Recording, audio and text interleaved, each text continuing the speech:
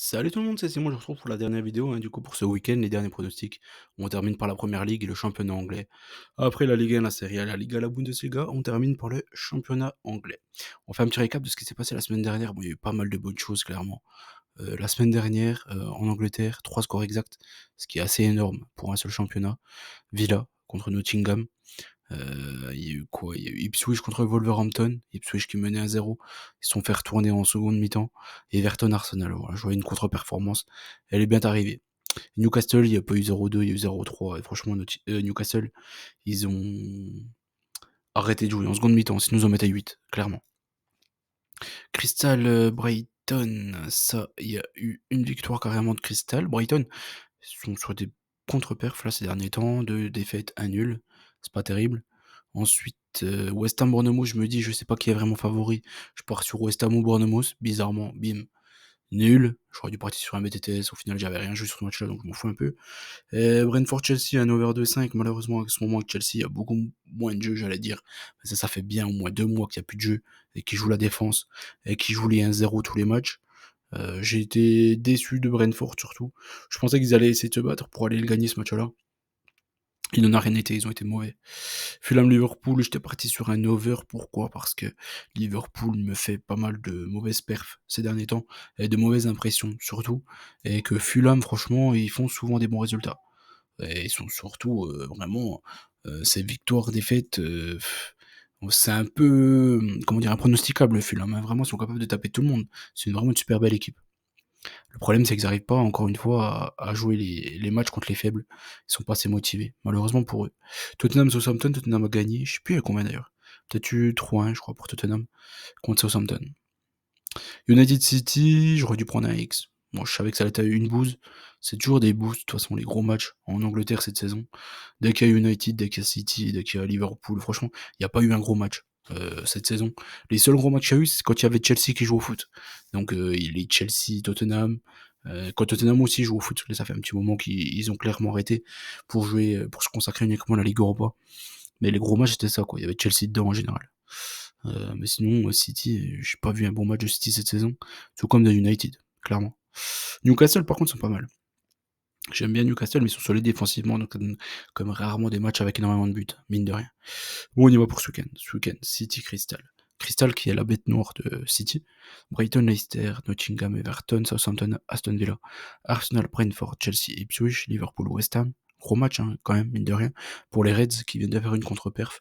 Faudra peut-être relever la tête ce week-end, je pense. Parce que sinon, ça peut devenir attention, la fin de saison, même s'ils ont quand même plein de points d'avance. Hein. Je sais plus, ils en ont combien. Ils en ont beaucoup. Ils en ont 9. 9 quand même, alors qu'Arsenal vient d'étrier le Real et devrait se qualifier pour le demi-finale, donc certainement user beaucoup plus de physique pour la Ligue des Champions. 9 points, c'est énormissime. Énormissime. En plus, avec la meilleure différence de but, donc normalement Liverpool ils sont champions déjà, franchement. J'ai du mal à voir autre chose. Wolverhampton-Tottenham, Tottenham peut-être fatigué de leur match en Ligue Europa. Newcastle United, ça devrait être un bon match, mais United cette saison sont nuls. Et Bournemouth Fulham pour terminer. Match ultra indécis, clairement. Bonne chance pour trouver le vrai vainqueur de ce match-là.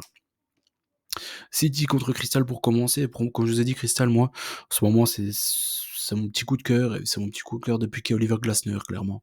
Ils ont mal commencé la saison. Mais là, ils sont vraiment en pleine bourre ces derniers temps. Hein. On peut regarder, là, 5 derniers matchs. Il y a quand même 4 victoires et un nul, quoi. Ils marchent sur tout le monde actuellement. Hein. Ils sont en demi-finale de Cup. Ils sont capables d'aller au bout. Hein. Attention, cette équipe de Crystal. Vraiment. Donc là, contre City, je me dis que City, je les ai encore vus contre United. Ils ont été nullissimes. Vraiment nullissimes. Donc je me dis qu'ils sont capables d'aller faire un nul du côté de City. Brighton contre Leicester. Je suis parti sur une victoire de Brighton. Je vais pas m'éterniser. Comme je le dis tout le temps, tu joues, dès qu'il y a Leicester, paf, tu prends l'adversaire. Normalement, t'es plutôt tranquille. Nottingham contre Everton, je suis parti sur un nul. Everton perd très très très très très rarement. Nottingham à domicile c'est très très très très solide, donc je les vois pas perdre non plus. Je me dis que pourquoi pas un nul, même si Nottingham va essayer d'aller chercher les 3 points et qu'Everton sont quasiment maintenus, on va dire. Donc l'équipe qui a le plus d'envie sur ce match-là sera clairement Nottingham. Southampton contre Villa, est-ce que Villa va perdre beaucoup de force contre Paris? Je n'en sais rien, clairement. Mais bon, normalement contre Southampton, t'as pas besoin d'être très très fort pour l'emporter, donc je me dis que Villa est encore une fois capable de l'emporter contre Southampton. Sachant qu'ils ont plein de remplaçants avec Asensio et Rashford en recrue hivernale, donc je me dis que même si une équipe un peu remaniée, normalement devrait taper Southampton, sachant que Villa, ils ont encore gros à jouer en cette fin de saison. Arsenal-Brentford, je me méfie. Arsenal, hier, ils ont été monstrueux. Enfin, monstrueux, moi je trouve qu'ils ont pas non plus développé énormément de football. Bien plus que le Real, mais c'est en même temps, je pense que des U13, ils en développent plus. Mais je veux dire, c'est 2 coups francs directs au final et une magnifique action par contre sur le but de Merino. Ça clairement. Il y a Saka qui a fait de bonnes choses sur le côté, mais au centre, il y avait jamais personne. Mais la passe un peu en retrait comme ça, elle est passée pour Merino, il a marqué même un magnifique but. Et que dire des 2 coups francs de Declan Rice? Oh là là. Enfin bref, je pense que pour tous les amoureux du football, hier tout le monde était content qu'Arsenal tape le Real Madrid, clairement. En tout cas contre Brentford ils réussissent plutôt bien à l'extérieur, donc je me méfie quand même, mais si. Je pense que l'Arsenal vont faire encore quelques rotations de leur effectif, donc je pense que ils peuvent gagner, mais ça va être dans la difficulté, ce match contre Brentford. Chelsea contre Ipswich, Chelsea normalement ça passe. Ils ont un gros match, enfin un jeudi, etc. Mais bon, je pense que le championnat, ça reste quand même le principal, le principal objectif de la saison, être dans le top 4, et voire même top 5 maintenant, c'est officiel. La cinquième place qualifiée en LDC. Donc City doit être bien content, tout comme Chelsea. Donc il y aura quand même un gros couillon peut-être entre Newcastle, Chelsea et City. Liverpool, donc c'est pour ça qu'ils sont un peu obligés de gagner, que ce soit City, Chelsea et Newcastle, quoi. Mais bon, City contre Crystal, ça va être dur, je pense. Liverpool, West Ham, je suis parti sur le fait que Liverpool se ressaisisse et réussisse à gagner ce match contre West Ham. Je suis parti sur une victoire 3 buts à 1. Pourquoi pas encore un but de Bowen pour West Ham, à voir.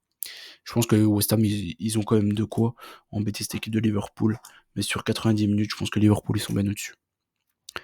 Wolverhampton-Tottenham, je suis parti sur une victoire de Wolverhampton contre Tottenham. Je me dis que les Spurs, ils auront clairement la tête à la Ligue Europa contre leur match contre Francfort. Là, on sera à la mi-temps de cette double confrontation. Donc je me dis qu'ils auront clairement la tête au match contre Francfort. Et Wolverhampton, qui joue son maintien, aura clairement plus de motivation sur ce match-là. Newcastle United, je suis parti sur une victoire de Newcastle, pareil. Même principe, même argumentaire que pour Tottenham. Je pense que United jouera la Ligue Europa et que Newcastle a besoin euh, d'être en Ligue des Champions l'an prochain. Donc ils auront bien plus de motivation que les Mancuniens. Bournemouth Fulham pour terminer, comme je vous ai dit, bonne chance celui qui trouve le vainqueur. Je pense que Fulham ils sont pas mal. Je pense que Fulham ils sont au-dessus de Bournemouth ces derniers temps. Bournemouth fait que des contre-performances ces derniers temps. Avec Fulham, s'ils jouent à 100%, ils sont capables de les taper. Après, Fulham, on connaît. C'est un peu aléatoire. Donc voilà, j'espère que la vidéo vous a plu. N'oubliez pas qu'on gagne, on perd ensemble. Je vous souhaite bonne chance à tous. Et un très très bon week-end. Ciao tout le monde.